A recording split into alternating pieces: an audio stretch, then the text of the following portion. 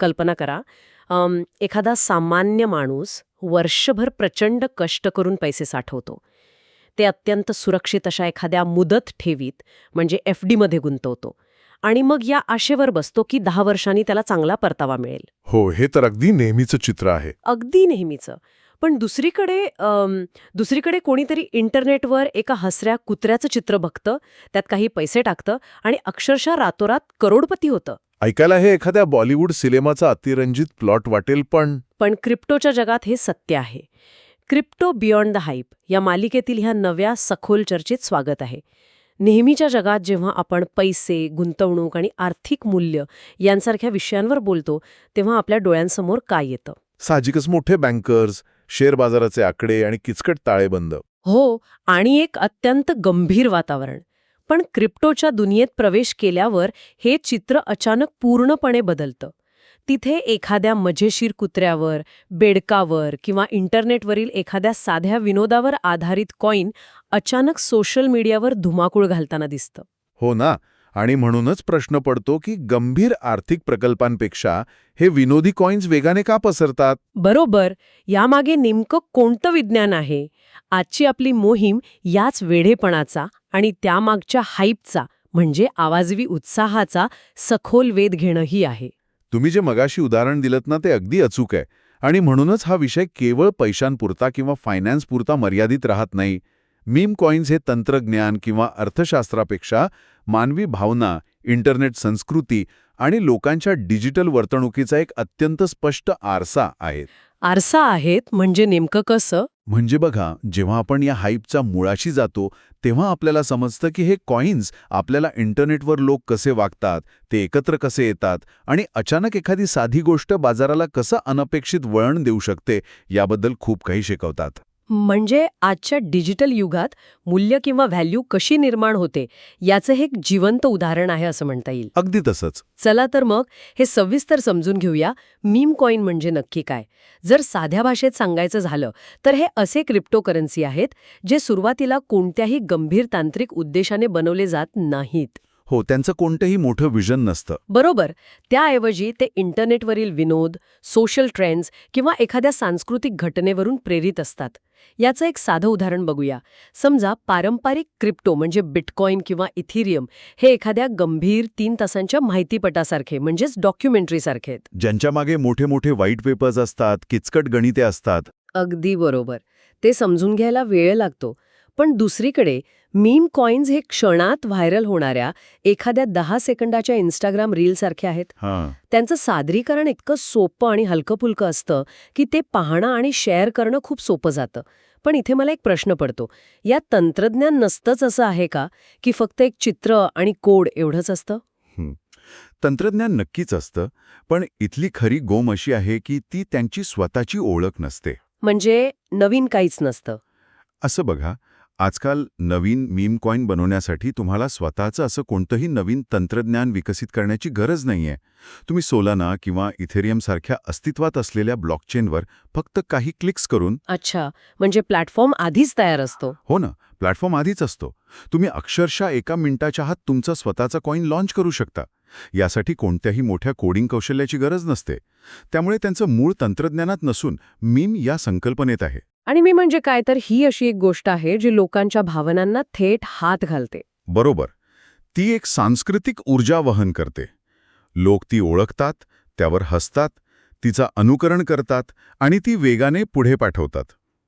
आजकालच्या जगात एखादी सामायिक भावना किंवा एकत्र हसण्याची प्रवृत्ती ही कोणत्याही गंभीर तांत्रिक दाव्यापेक्षा अधिक वेगाने पसरते. म्हणजे लोक ह्या कॉईन्सकडे एका गंभीर गुंतवणुकीच्या दृष्टिकोनातून न पाहता एका सांस्कृतिक किंवा मनोरंजनाच्या दृष्टिकोनातून पाहतात. हे खूपच रंजक आहे. हो, पण यातही एक मेक आहे. कोणती मेक? कारण इथे एक मोठा विरोधाभास उभा राहतो.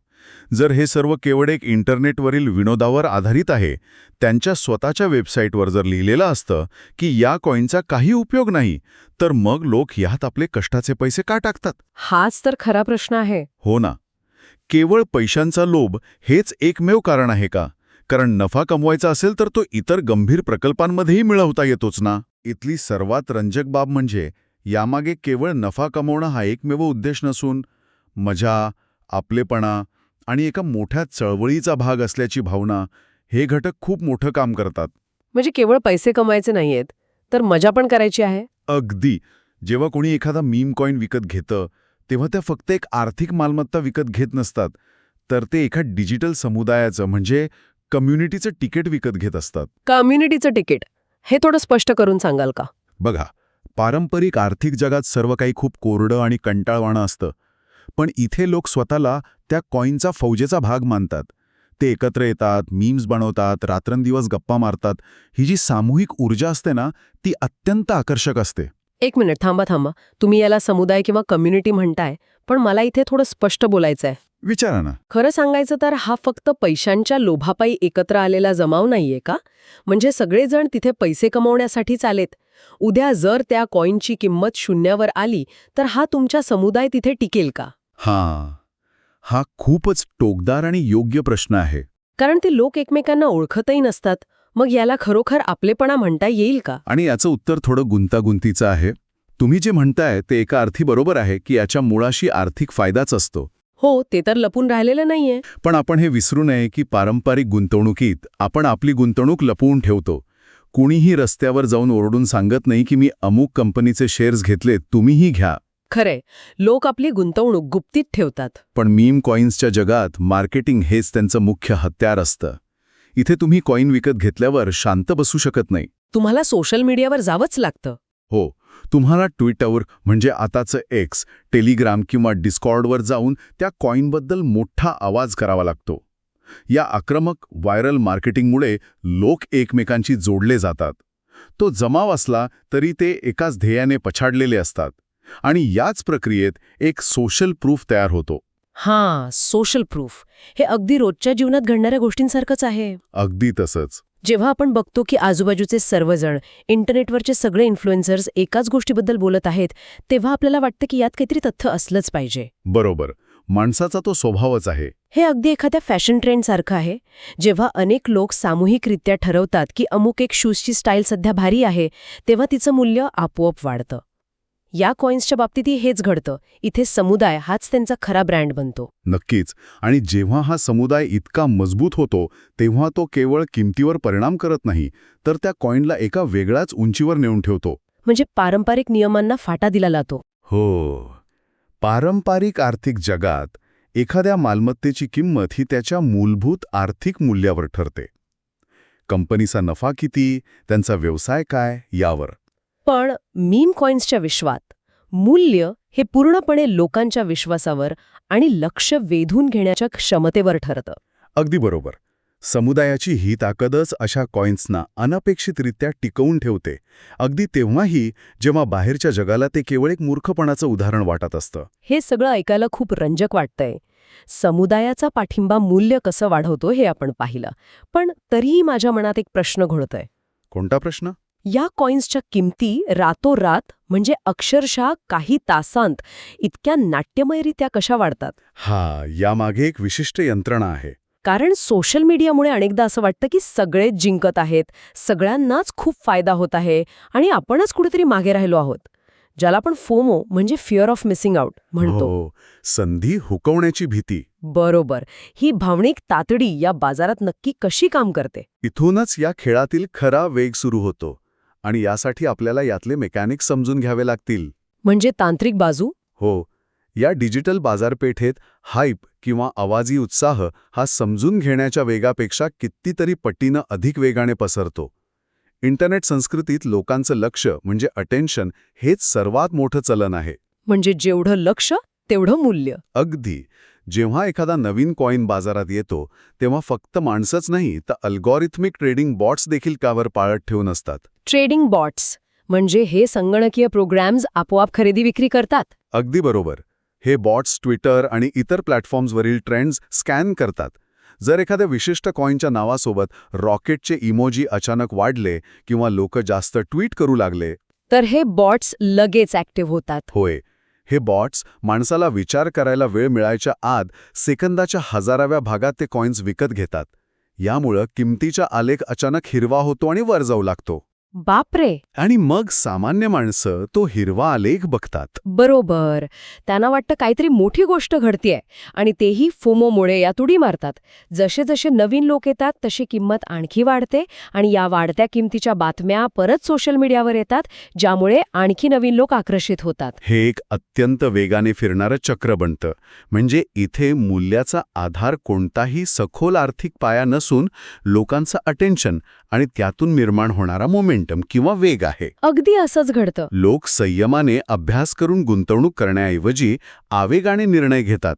त्यांना वाटतं की शेजारच्या मुलाने यात 10,000 टाकून लाख रुपये कमवले, मग मी का मागे राहू. आणि याच भावनिक दबावामुळे किमतीत प्रचंड आणि अचानक वाढ झालेली पाहायला मिळते. म्हणूनच मी सुरुवातीला म्हणालो की हे मानवी भावनांचे एक अत्यंत जिवंत आणि कधीकधी भयंकर उदाहरण आहे. आणि इथेच मला वाटतं खरी अडचण सुरू होते. हो, कारण या नाट्यमय वाढीमागे एक अत्यंत गंभीर बाजू लपलेली आहे, ज्याकडे दुर्लक्ष करून चालणार नाही. कारण जो फुगा वेगाने फुगतो तो तितक्याच वेगाने फुटूही शकतो. जर आपण याला व्यापक दृष्टिकोनातून पाहिलं तर आपल्याला समजेल की ज्या वेगाने लक्ष आणि उत्साह या कॉइन्सना वर नेतो, त्याच वेगाने लोकांचा रस संपल्यावर किंवा एखादा नवा ट्रेंड आल्यावर ते पत्त्याच्या बंगल्यासारखे खालीही कोसळू शकतात. म्हणजे धोका किंवा रिस्क हा या संपूर्ण प्रक्रियेचा एक अटळ भाग आहे. नक्कीच. इथे पारंपरिक बाजारासारखं कोणतंही संरक्षण नसतं. जर समुदायाचं लक्ष विचलित झालं किंवा सुरुवातीला ज्यांनी भरपूर कॉइन्स घेतलेत त्यांनी अचानक सर्व कॉइन्स विकून नफा बुक केला, तर त्या कॉइन्सचं मूल्य काही मिनिटात शून्यावरही येऊ शकतं. तर या सगळ्याचा नेमका अर्थ काय? इथे एक अत्यंत मार्मिक निरीक्षण मला नोंदावंसं वाटतं. सांगा ना. या कॉइन्सचं जे ब्रँडिंग असतं ते अत्यंत मजेशीर आणि हसरं असतं आणि त्यामुळे लोकांना ते सुरक्षित वाटतात. म्हणजे बघा ना, हे एखाद्या कसिनोसारखं आहे जिथे बाहेर कार्टून्स लावली आहेत आणि आतमध्ये अत्यंत गंभीर जुगार चालतोय. हे उदाहरण खूपच चपखल आहे. ते कुत्र्याचं किंवा बेडकाचं कार्टून बघून लोकांना वाटतं, अरे हा तर लहान मुलांचा खेळ आहे, मजेचा भाग आहे. एका कडक किचकट बँकेच्या फॉर्मपेक्षा हे चित्र अधिक मैत्रीपूर्ण वाटतं. आणि याच विनोदी स्वरूपामुळे लोक आपला गार्ड म्हणजेच आपली सतर्कता पूर्णपणे खाली करतात. पण हे विसरून चालणार नाही की आत गेल्यावर जेव्हा खिसा रिकामा होतो तेव्हा तो गेलेला पैसा खऱ्या कष्टाचा असतो, तो काही विनोद नसतो. हे तुम्ही अगदी बरोबर बोललात. मैत्रीपूर्ण ब्रँडिंगचा अर्थ कमी धोका असा अजिबात होत नाही. आणि म्हणूनच या विषयावर समाजात दोन पूर्णपणे वेगळे आणि विरुद्ध विचारप्रवाह पाहायला मिळतात. आपण दोन्ही बाजू समजून घेतल्या पाहिजेत. म्हणजे समर्थकांची बाजू आणि विरोधकांची बाजू. हो, एकीकडे काही समर्थक असं मानतात की मीम कॉइन्समुळे सामान्य लोकांना आर्थिक जगात प्रवेश मिळतो. त्यांच्या मते पारंपरिक आर्थिक व्यवस्था ही खूप बंदिस्त आहे, जिथे केवळ मोठ्या संस्थांची आणि श्रीमंतांचीच मक्तेदारी चालते. आणि मीम कॉइन्समुळे ही मक्तेदारी मोडली जाते असा त्यांचा दावा आहे. अगदी. मीम कॉइन्समुळे कोणीही कुठूनही एका डिजिटल समुदायाचा भाग बनू शकतो आणि स्वतःचं नशीब आजमावू शकतो. याला ते डेमोक्रॅटायझिंग अटेन्शन म्हणजेच लक्षाचं लोकशाहीकरण असं म्हणतात. पण दुसरी बाजू नक्कीच याच्या अगदी उलट असणार. होय, आणि ती बाजू खूप महत्वाची आहे. जे टीकाकार आहेत त्यांचं म्हणणंही अगदी रास्त आहे.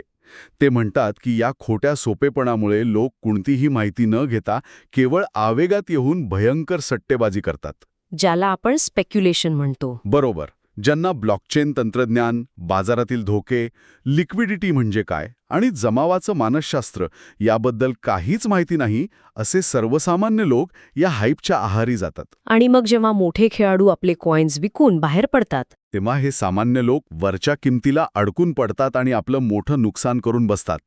आपण या दोन्ही बाबी मान्य करून सत्य परिस्थिती मांडत आहोत. म्हणजे यात सामावून घेण्याची ताकद नक्कीच आहे, पण त्याचबरोबर आर्थिक उद्ध्वस्ततेचा भयानक धोकाही लपलेला आहे. हे खरोखरच डोळे उघडणारं आहे. नक्कीच. पण मग आता सर्वात महत्त्वाचा आणि व्यावहारिक प्रश्न उभा राहतो. या सर्व गोष्टींचा सामान्य आयुष्यात कसा विचार करावा? जो सामान्य माणूस हे सर्व बाहेरून पाहत आहे, त्याने नेमकं करायचं काय? म्हणजे पूर्णपणे लांब राहायचं की थोडे पैसे टाकून नशीब आजमायचं, असा तुमचा प्रश्न आहे? हो, कारण मोह तर सगळ्यांनाच होतो. यासाठी आपल्याला असिमेट्रिक रिस्क म्हणजेच विषम धोक्याची संकल्पना समजून घ्यावी लागेल. पहिली आणि सर्वात महत्त्वाची गोष्ट म्हणजे या मीम कॉइन्सना पारंपरिक दीर्घकालीन गुंतवणुकीसारखं किंवा तुमच्या निवृत्तीच्या प्लॅनसारखं अजिबात मानू नका. म्हणजे FD किंवा म्युच्युअल फंड सारखं हे नाहीये. अजिबात नाही. जर एखादी गोष्ट पूर्णपणे लोकांच्या भावनांवर आणि सोशल मीडियाच्या ट्रेंड्सवर अवलंबून असेल तर ती स्थिर कशी असू शकेल?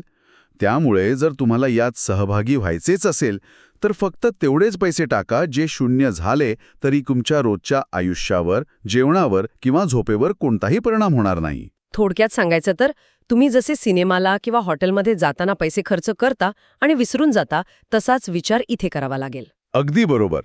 हा पैसा गेला तरी मला दुःख होणार नाही, ही मानसिकता हवी. हा मुद्दा खूपच महत्वाचा आहे. आणि दुसरं म्हणजे मला वाटतं कुतूहल आणि आवेगात फरक करायला शिकणं खूप गरजेचं आहे. म्हणजे इम्पल्सिव्हनेस टाळायला हवा? हो. इंटरनेटवर एखादी गोष्ट खूप वेगाने पसरत आहे म्हणून आपणही विचार न करता त्यात उडी मारली पाहिजे असं अजिबात नाही. नवीन तंत्रज्ञान आणि संस्कृतीबद्दल कुतूहल असणं चांगलंच आहे, पण त्या कुतूहलापोटी अंधळेपणाने कृती करणं टाळायला हवं. अगदी बरोबर.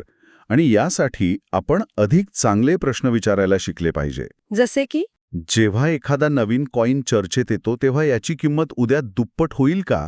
हा चुकीचा प्रश्न विचारण्याऐवजी आपण स्वतःला हे विचारलं पाहिजे की लोक याला महत्त्व का देत आहेत. म्हणजे त्यामागचं कारण शोधलं पाहिजे. हो, यामागे खरोखरच एखादा भक्कम समुदाय आहे की हा केवळ काही काळापुरता केलेला PR स्टंट किंवा गोंगाट आहे? जर हा ट्रेंड उद्या संपला तर काय होईल? हे प्रश्न बाजारातील अनिश्चितता संपवत नाहीत, पण ते आपली मानसिकता नक्कीच स्थिर करतात. अगदी अचूक. म्हणजे आपण केवळ उत्साहाच्या प्रवाहात न वाहून जाता किनाऱ्यावर उभं राहून त्या प्रवाहाचा वेग आणि दिशा समजून घेण्याचा प्रयत्न केला पाहिजे. तर आता आपण या सखोल चर्चेच्या निष्कर्षाकडे आलो आहोत. हो, आपण अनेक महत्त्वाचे मुद्दे कव्हर केलेत. आजच्या या चर्चेतून काही अत्यंत महत्त्वाचे मुद्दे स्पष्ट होतात. पहिलं म्हणजे मीम कॉईन हे केवळ एक तांत्रिक किंवा आर्थिक उत्पादन नसून ते इंटरनेट संस्कृती आणि समुदायाच्या लक्ष्यावर चालणारं इंजिन आहेत. बरोबर. ते अत्यंत वेगाने पसरतात कारण त्यांना समजून घेण्यासाठी कोणत्याही तांत्रिक ज्ञानाची नव्हे तर सामायिक भावनेची आणि मनोरंजनाची जोड असते. आणि दुसरं महत्त्वाचं टेकअवे म्हणजे हे कॉईन्स आपल्याला शिकवतात की डिजिटल जगात लक्ष वेधून घेण्याची क्षमता प्रत्यक्ष आर्थिक मूल्य निर्माण करू शकते. पण त्याच वेळी आपण हे कायम लक्षात ठेवलं पाहिजे की मजेशीर आणि मैत्रीपूर्ण ब्रँडिंगचा अर्थ धोका कमी असणं असा अजिबात होत नाही. या कॉईन्समध्ये प्रचंड आणि जीवघेणी अस्थिरता असते. होय, जो वेग त्यांना शिखरावर नेतो तोच वेग त्यांना तळालाही आणू शकतो. आणि म्हणूनच सतर्कता खूप महत्वाची आहे. जर श्रोत्यांसाठी क्रिप्टोच्या दुनियेतील हा गोंगाट पार करून सत्य समजून घ्यायला या चर्चेमुळे थोडी जरी मदत झाली असेल तर क्रिप्टो बियॉन्ड द हाईप या मालिकेच्या या सखोल चर्चेला नक्की सबस्क्राईब करा. आणि हो, ज्यांना हा गुंतागुंतीचा विषय सोप्या भाषेत समजून घ्यायचा आहे त्यांच्यासोबत शेअर करायला विसरू नका. तसेच पुढच्या वेळी असा कोणता क्लिष्ट विषय तुम्हाला साध्या भाषेत समजून घ्यायला आवडेल ते आम्हाला नक्की सांगा. जाता जाता एक असा विचार जो कदाचित या सगळ्यावर एका वेगळ्याच दृष्टिकोनातून प्रकाश टाकेल आणि जो तुम्हाला नक्कीच विचार करायला भाग पाडेल. सांगा ना, काय आहे तो विचार? आज आपण पाहत आहोत की इंटरनेटवरील एका साध्या विनोदावर आधारित मीम लाखो डॉलर्सचं वास्तविक आर्थिक मूल्य तयार करू शकतो. हो, हे तर आपण आज पाहिलंच. भविष्यात जेव्हा आपलं डिजिटल जीवन आणि बँक खाती पूर्णपणे एकरूप होतील तेव्हा काय होईल? पैशांना बाजारात टिकून राहण्यासाठी आणि लोकांचं लक्ष वेधून घेण्यासाठी मनोरंजक असणं ही काळाची गरज बनणार नाही ना? विचार करा, उद्याची अर्थव्यवस्था केवळ गणितावर नाही तर मनोरंजनावर चालणारी असेल का? यावर नक्की विचार करा. बापरे, खरोखरच डोके चक्रावून टाकणारा आणि तेवढाच विचार करायला लावणारा हा प्रश्न आहे. होय. आजच्या या अतिशय रंजक आणि माहितीपूर्ण चर्चेत सामील झाल्याबद्दल धन्यवाद. पुन्हा भेटूया अशाच एका नव्या विषयासह. तोपर्यंत सुरक्षित रहा आणि डोळसपणे विचार करा.